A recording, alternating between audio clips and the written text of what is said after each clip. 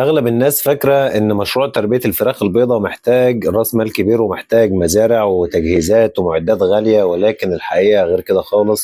والحقيقة كمان إنك تقدر تبدأ من قلب بيتك بعدد بسيط في أوضة فاضية زي 100 فرخ.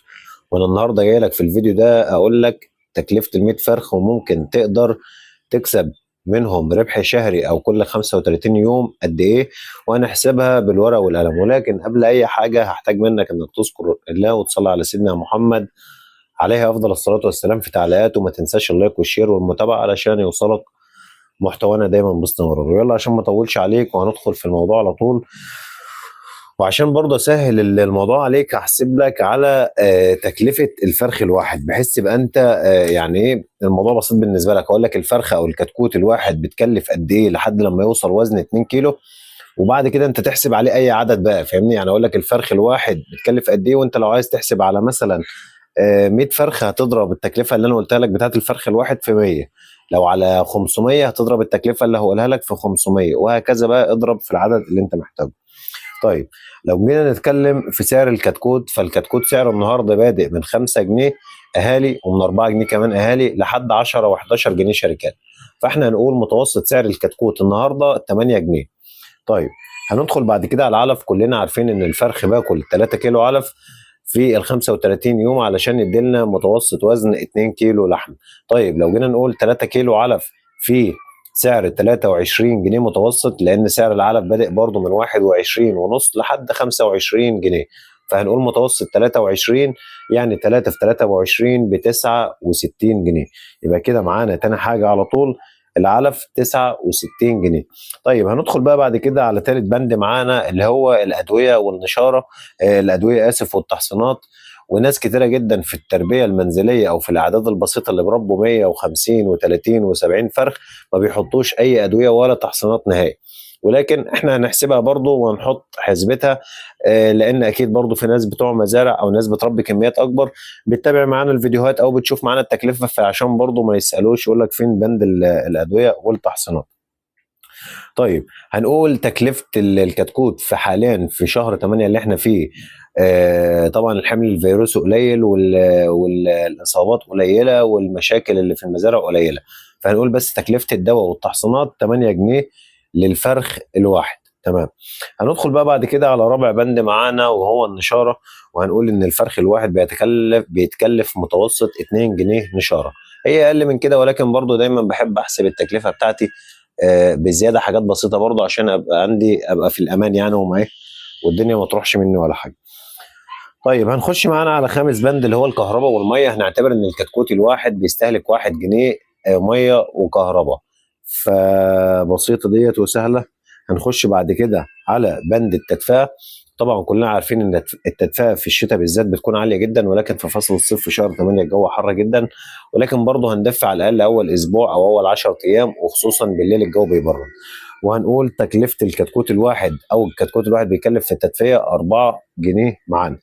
طيب هنيجي بقى على سابع واخر حاجه نسبه النافع عندنا.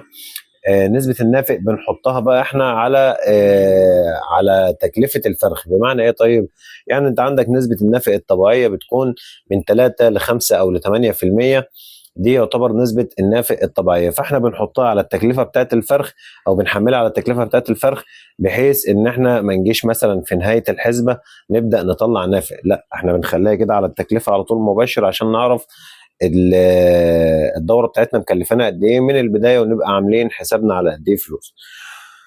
طيب يبقى احنا كده قلنا 7 اصناف في الكتكوت: العلف، الادويه والتحصينات، النشاره، الكهرباء والميه، التدفئه، نسبه النافع.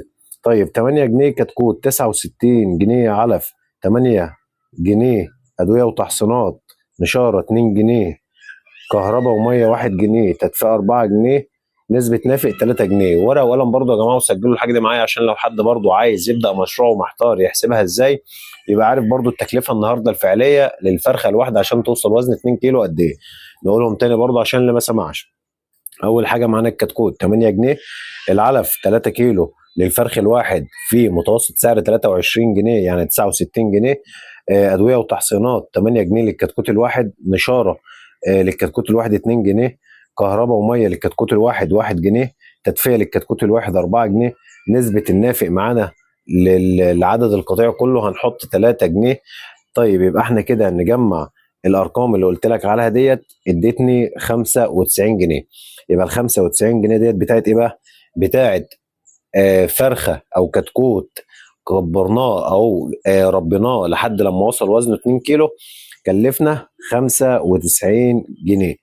طيب لما بنيجي نبيع بقى بنبيع بسعر البورصه، يعني احنا او كتجار او مربيين مزارع بنربي كميات، بيبقى لنا سعر بورصه معلن على مستوى الجمهوريه بالكامل، بنلتزم بيه كلنا سواء مربي او سواء التاجر اللي جاي يشتري مني. فبرضه الناس اللي لسه بادئه جديد عشان ما تتخمش في السعر، بتدور على سعر البورصه وتعرف سعر البورصه ايه.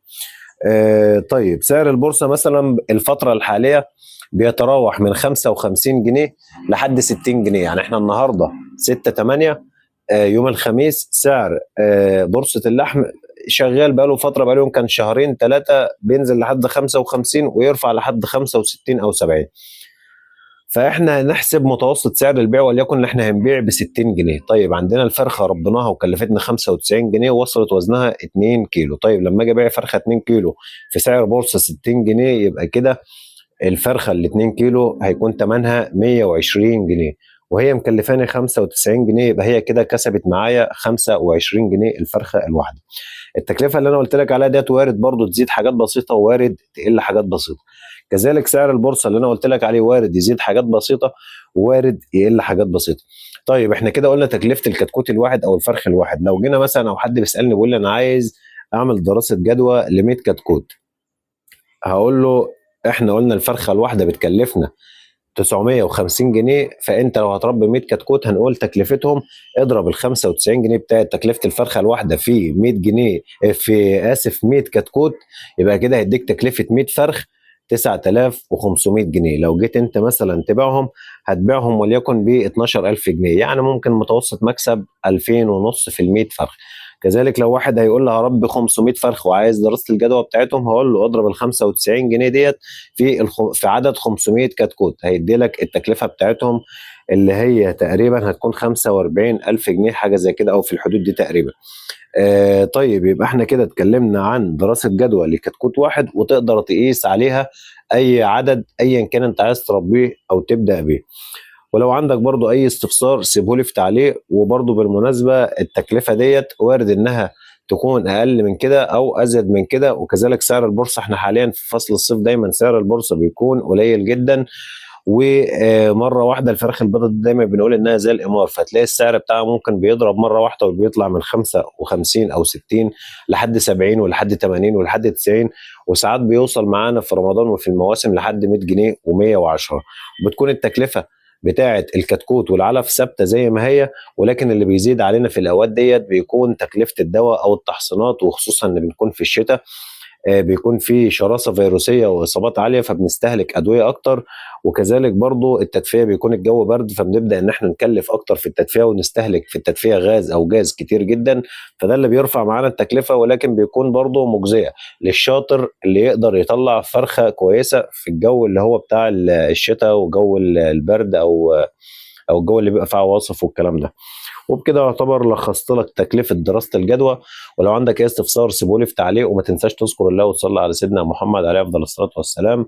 ولو عايز تبدأ تقدر تبدأ دلوقتي حالا وتاخد خطوتك، وربنا يرزق الجميع. ولو عندك اي استفسار سيبولي في تعليق وبإذن الله ارد على تعليقكم كاملة. والسلام عليكم ورحمة الله وبركاته.